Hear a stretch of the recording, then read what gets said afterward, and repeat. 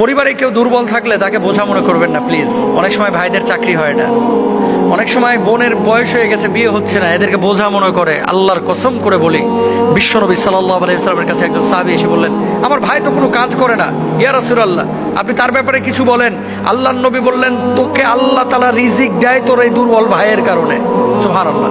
সুতরাং বাপ মা বুড়া হতে পারে, ভাই বন্ধু, তারপরে বোন মানে কোনো কাজ কাম না পেতে পারে, তাদেরকে বোঝা মনে করেন না। আল্লাহ তাআলা তাদেরকে উদ্দেশ্য করে আপনাদেরকে রিজিক দেয়, এটা কখনোই বোঝা মনে করবেন না। মনে রাখবেন, আজকে যেই ভাইটাকে আমি, দুবাই এক ভাইকে চিনি, যেই মেজো ভাই তারা দেখতেই পারতো না, আজকে দুবাইয়ে 400 কর্মী তার কোম্পানিতে, আমার নিজের ফ্রেন্ড, আর সেই ভাই তার কাছে এখন কাজ করে, দেখতেই পারে না। ভাই, আমার এই মেজো ভাই আমার বহু জ্বালাইছে, আমার মেজো ভাই আমার 3-4টা বছর খুব কষ্ট দিছে, যখন আমি শূন্য ছিলাম, আজকে আমি হিরো, আমার ভাই জিরো। তো কালকে কি অবস্থা হবে আপনার ভাইয়ের আপনি জানেন না। সুতরাং এই পৃথিবীতে কাউকে খাটো চোখে দেখেন না, আল্লাহ বুঝদান করুক।